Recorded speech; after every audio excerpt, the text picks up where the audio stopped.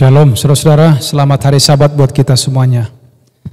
Kita bersyukur kepada Tuhan, sesungguhnya Allah kita itu maha baik. Kita ditambahkan usia kita satu minggu juga kita lebih dekat kepada kedatangan Tuhan. Dan saat ini sebelum kita mendengarkan firman Tuhan, mari kita berdoa untuk menerima berkat dan kuasa daripadanya. Bapa di sorga, Bapa yang penuh kasih. Hati kami betapa bersuka oleh karena kasih karunia-Mu yang limpah.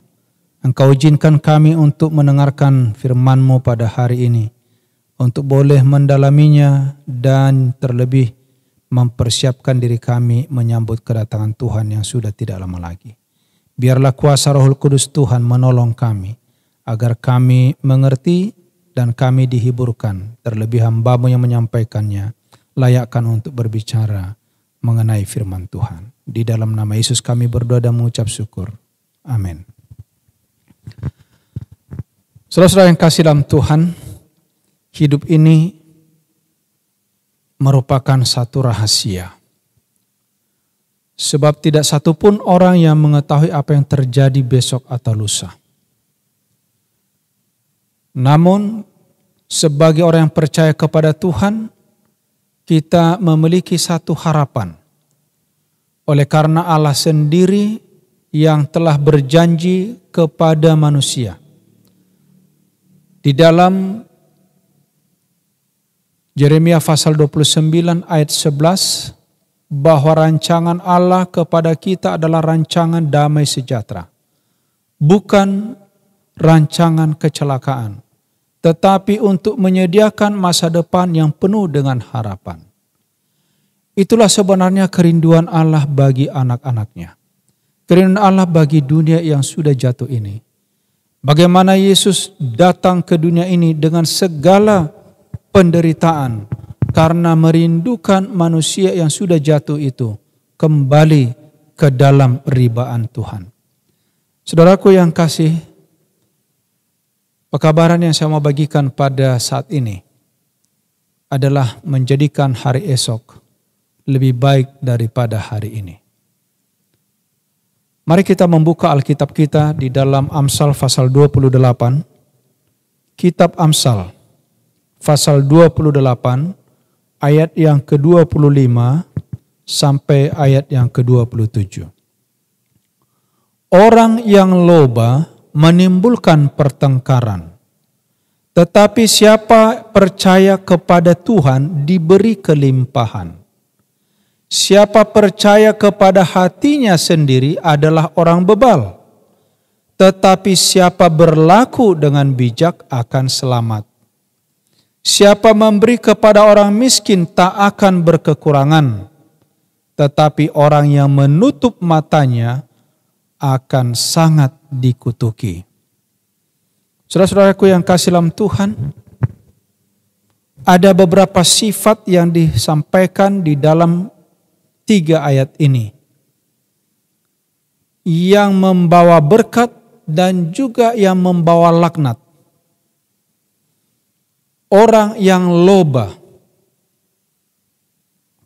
orang yang rakus, orang yang hanya mementingkan diri akan menimbulkan pertengkaran. Tapi siapa yang percaya kepada Tuhan akan diberi kelimpahan. Ini selalu berbanding terbalik. Orang berpikir mereka kalau rakus, kalau tamak, kalau mereka itu mementingkan diri akan mendapat berkat lebih banyak. Tetapi Tuhan justru katakan, orang yang percaya kepada Tuhanlah yang diberi kelimpahan. Lalu yang kedua di sini adalah satu sifat yang sangat tidak baik untuk dimiliki, yaitu percaya kepada hatinya sendiri. Siapa percaya kepada hatinya sendiri adalah orang bebal.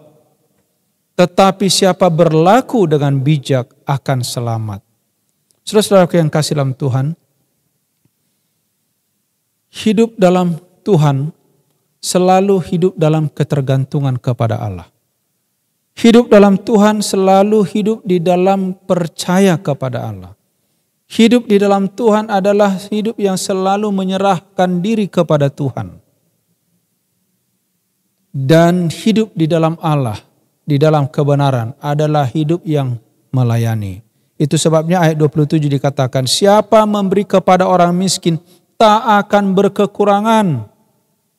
Saudara-saudara, ini dari kata sedekah, bersedekah, memberi, menolong, tidak akan berkekurangan. Tetapi orang yang menutup matanya, jelas di sini dikatakan dia akan sangat dikutuki. Saudaraku yang kasih dalam Tuhan, bolehkah kita membuat masa depan kita lebih baik setelah kita mendengarkan akan ayat ini? Di dalam Lukas 12 ayat 29 sampai 31. Jadi, janganlah kamu mempersoalkan apa yang akan kamu makan atau apa yang akan kamu minum. Dan janganlah cemas hatimu. Di saat sekarang ini, pada saat wabah sudah 3 bulan berjalan, bahkan kita tidak tahu apa akibat yang lebih besar lagi ke depan, akan terjadi kecemasan, kepanikan, keraguan-raguan. Dan saudara, ini ayat penting bagi kita hari ini. Supaya hari esok itu lebih baik. Jangan kamu mempersoalkan apa yang kamu makan. Sebab semua itu dicari bangsa-bangsa di dunia yang tidak mengenal Allah. Akan tetapi Bapamu tahu bahwa kamu memang memerlukan semuanya itu. Tuhan tahu saudara. Dia tahu kebutuhan kita. Bahkan lebih tahu untuk hari-hari esok. Tetapi apa dikatakan? Cari dahulu kerajaannya. Maka semuanya itu akan dipertambahkan kepadamu. Nah, pertanyaan sekarang, bagaimana menjadikan hari esok itu lebih baik? Saudara-saudara, yang pertama, carilah dahulu kerajaan Allah. Itu tadi dikatakan oleh firman Tuhan.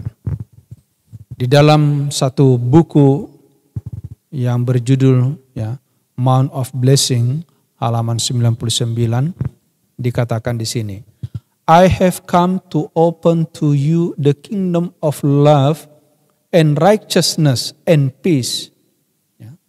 Aku telah datang membukakan kepadamu yaitu kerajaan kasih, kerajaan kebenaran, dan kerajaan damai. Itulah yang Tuhan sediakan bagi kita. Lalu apa dikatakan di sini, saudara-saudara? Open your heart to receive this kingdom. Buka hatimu untuk menerima kerajaan ini. And make it service your highest interest. Dan buatlah kiranya hatimu untuk menjadi pelayananmu yang tertinggi. Kenapa saudaraku? Saya senang kalimat berikut ini. If you give yourself to God's service, He who has all power in heaven and earth will provide for your needs. Saudara-saudaraku yang kasih dalam Tuhan, apabila kita menyerahkan diri kita di dalam pelayanan Allah, maka Allah akan menyediakan segala kebutuhan kita. Allah yang memiliki segala kuasa di bumi ataupun di sorga. Saudara-saudaraku yang kasih, Allah kita ini bukan Allah yang biasa. Allah kita Allah yang luar biasa. Dia sanggup melakukan apa saja untuk saudara dan saya. Yang kedua, bagaimana menjadikan hari esok itu lebih baik? Di dalam Pengkhotbah pasal 5 ayat 9 sampai 13 dan Pengkhotbah pasal 5 ayat 18 sampai 19. Apa kata firman Tuhan? Jangan sibuk dengan diri sendiri. Saudara-saudaraku yang kasih dalam Tuhan, hati-hati. Orang yang sibuk dengan diri sendiri itu adalah orang yang mementingkan diri.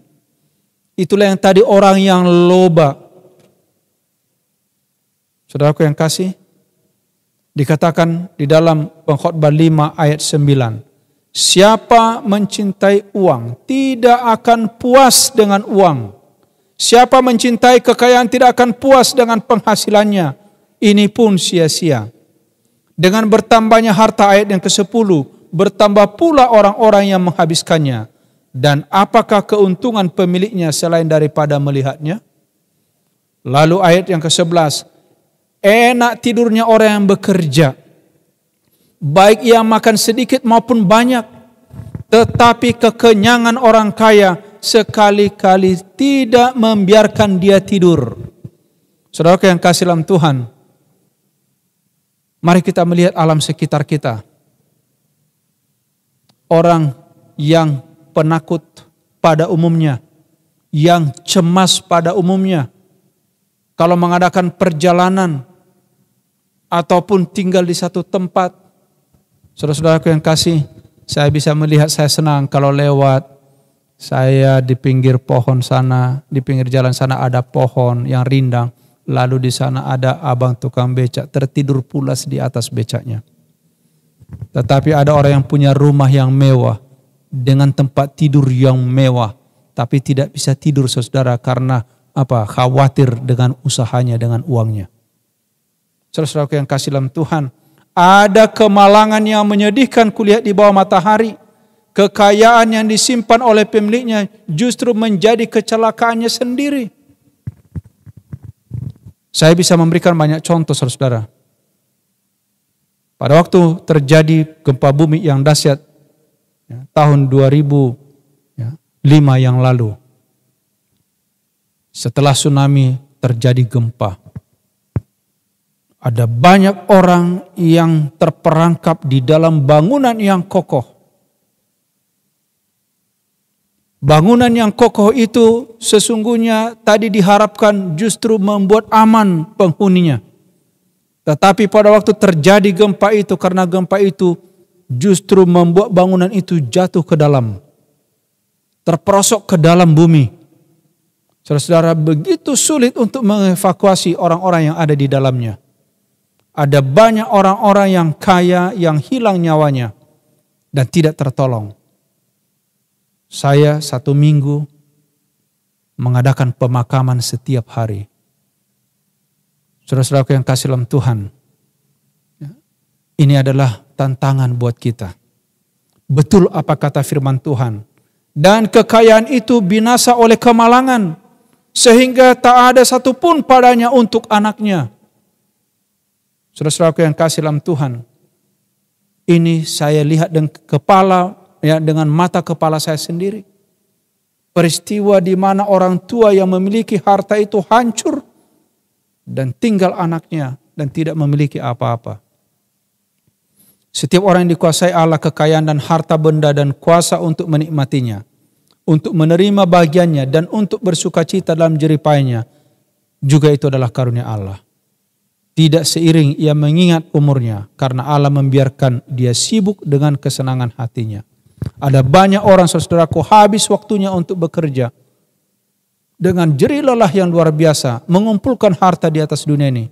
Tetapi setelah terkumpul harta itu, saya teringat ada statement katakan, ada orang yang mencari uang, mengorbankan kesehatannya untuk uang, dan setelah tua, uangnya korban untuk kesehatannya. Jadi saudaraku yang kasih, sehingga dia tidak menikmati sebenarnya apa yang dia dapat itu.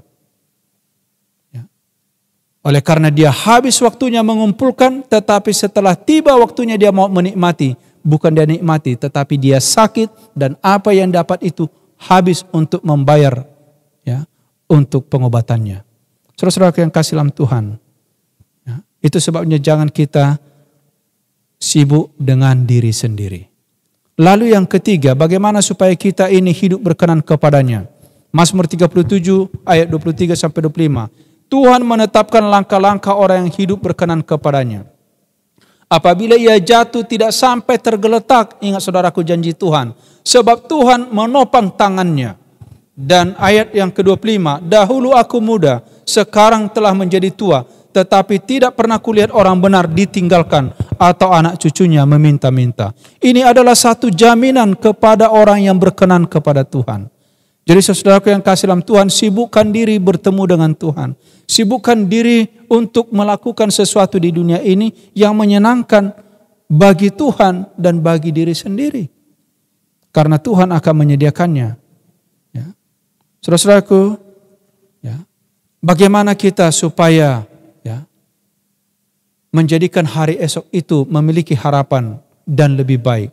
Dikatakan dalam Amsal pasal 28 tadi, orang yang loba menimbulkan pertengkaran, tapi siapa percaya kepada Tuhan diberi kelimpahan. Jadi jangan tamak, jangan loba saudaraku. Ya. Karena Tuhan akan menyediakannya. Ya. Memang ibadah itu kalau disertai rasa cukup memberi keuntungan besar.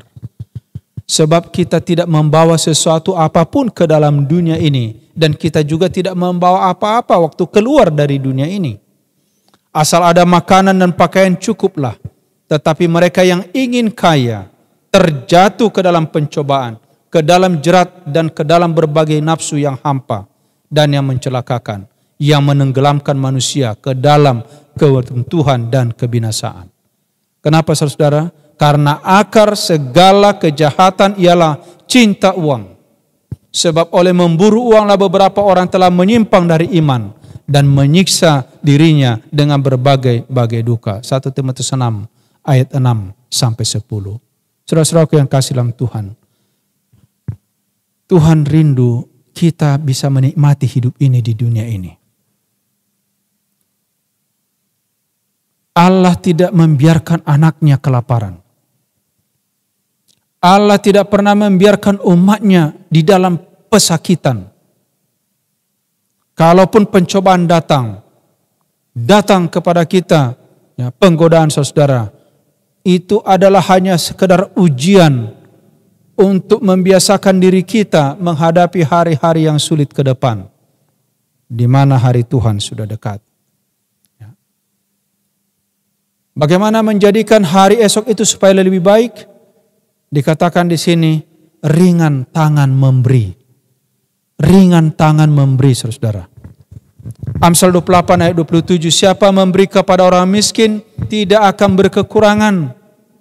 Tapi orang yang menutup hatinya, menutup matanya akan sangat dikutuki. Camkan ini, orang yang menabur sedikit akan menuai sedikit juga. Orang yang menabur banyak akan menuai banyak juga. Dan biarlah kita, hendaklah masing-masing memberi menurut kerelaan hatinya. Jangan dengan sedih hati atau karena paksaan. Sebab Allah mengasihi orang yang memberi dengan sukacita. 1 Korintus 9 ayat 6 dan 7. Saudara-saudaraku yang kasih dalam Tuhan. Kalau kita sudah biasakan hidup ini dalam belas kasihan, di dalam menolong, di dalam memberi, dan itu menjadi darah daging kita, saudara. Kita akan merasakan berkat yang luar biasa. Yang pertama paling tidak rasa damai. Saudara yang kasih, saya tidak tahu. Marilah kita belajar, jangan menjadi orang yang tamak. Jangan menjadi orang yang kikir. Yang hanya risau dengan kepentingan sendiri. Risau dengan kebutuhannya sendiri. Sebab kita mempermalukan Tuhan kita pada saat kita menutup pintu kasih kepada orang lain. Itu menunjukkan keraguan, takut kehilangan. Berarti di mana Tuhan yang kita percaya? Saudara-saudaraku,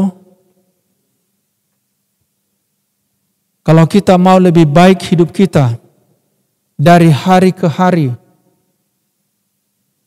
kita tidak boleh menahan milik Tuhan. Maliaki pasal 3 ayat 8. Bolehkah manusia menipu Allah?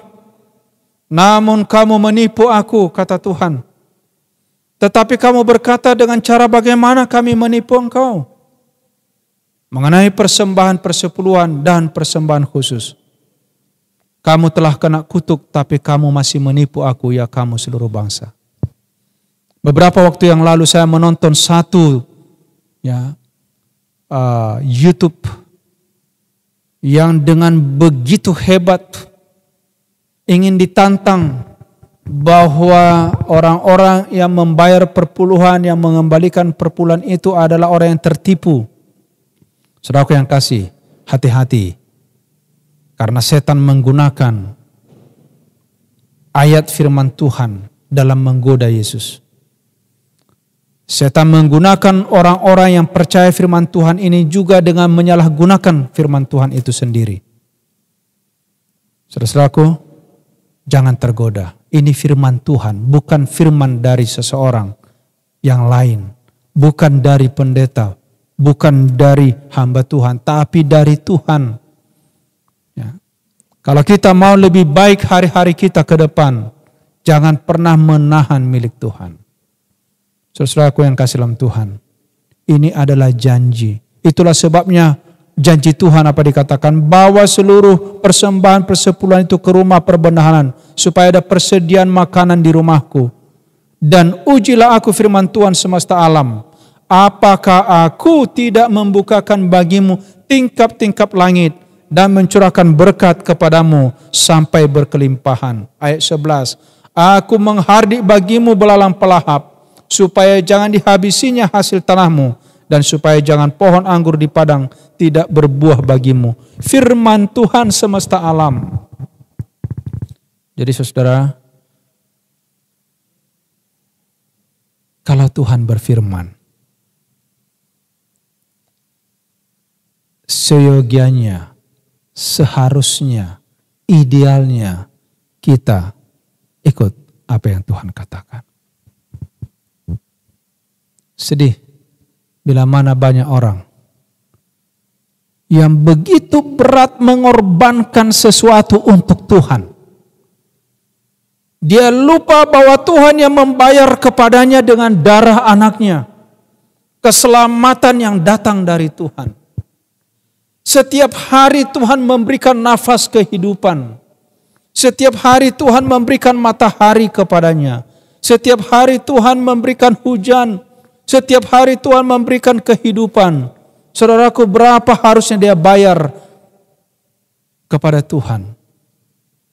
Tapi ada orang yang berani menggunakan ayat ini yang mengatakan adalah penipuan. Saudara-saudaraku, luar biasa. Memang setan bekerja di atas dunia ini. Dan saudara, jangan pernah tergoda menahan milik Tuhan.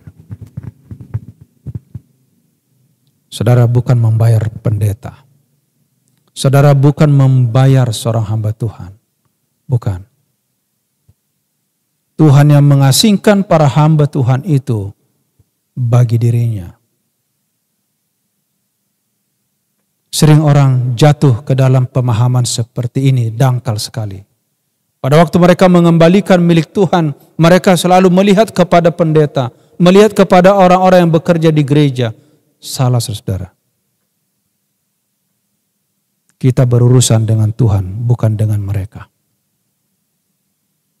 Saudaraku yang kasih, saya rindu kita terberkati lebih banyak.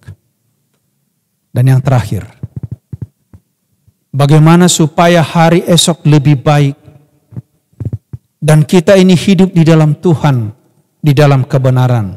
Lukas 10 ayat 27, jawab orang itu, kasihilah Tuhan Allahmu dengan segenap hatimu, dan dengan segenap jiwamu, dan dengan segenap akal budimu, dan kasihilah sesamamu manusia seperti dirimu sendiri.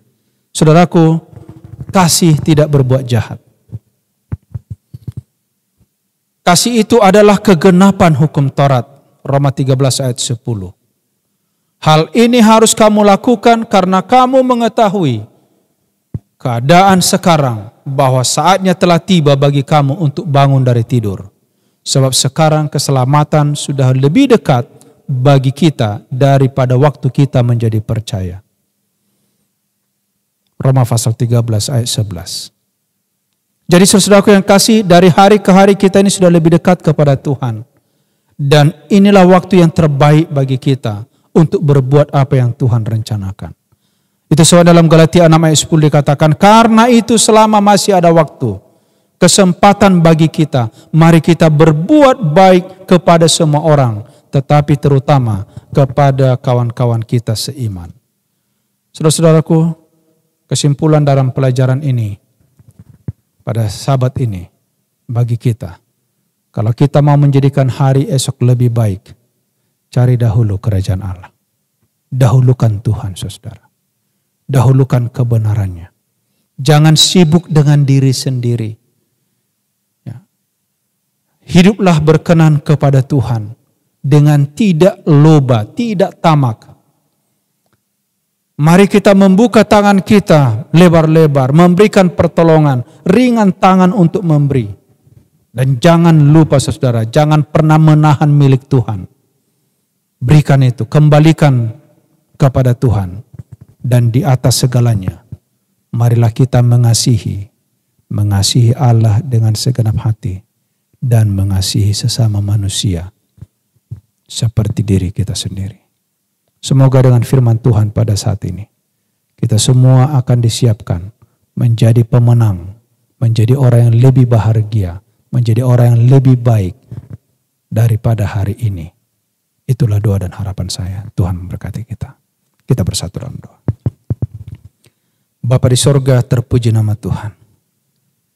Oleh karena Engkau Allah yang sangat mengasihi kami, Allah yang peduli dengan kami, Tuhan sudah ajarkan kepada kami hari ini bagaimana kami supaya hidup lebih damai, lebih bersukacita, lebih baik dari hari ini untuk masa yang akan datang. Biarlah kami menjadi penurut firman-Mu. Biarlah kami orang yang suka membuka hati kami kepada kebenaran Tuhan, yang mendahulukan akan firman-Mu, dan juga ya Tuhan yang terbuka tangan di dalam memberi, tidak mementingkan diri, tetapi orang yang mengasihi Tuhan dengan sungguh-sungguh dan mengasihi sesama kami manusia. Oleh sebab itu ya Bapa, kami mohon kepadamu, urapi kami semua, dimanapun umat-umat Tuhan saat ini berada, walaupun kami terpisah oleh jarak, tapi biarlah karena kasih karunia-Mu kami dipersatukan, supaya kami boleh menjadi umat yang setia, yang berkarya di dalam kehidupan kami sampai kedatangan Yesus yang kedua kali. Oleh sebab itu hamba-Mu memohon berkat saat ini. Angkat tangan-Mu kepada umat-Mu dimanapun mereka berada saat ini, untuk mencurahkan berkat yang berlimpah dari surga. Tuhan memberkati engkau dan melindungi engkau. Tuhan menyinari engkau dengan wajah-Nya dan memberikan engkau kasih karunia. Tuhan kiranya menghadapkan wajah-Nya kepadamu dan memberi engkau damai sejahtera. Kasih karunia Tuhan Yesus, kasih Allah Bapa, persekutuan Roh Kudus menyertai kita dari sekarang sampai Maranatha. Di dalam nama Yesus kami berdoa dan mengucap syukur. Amin.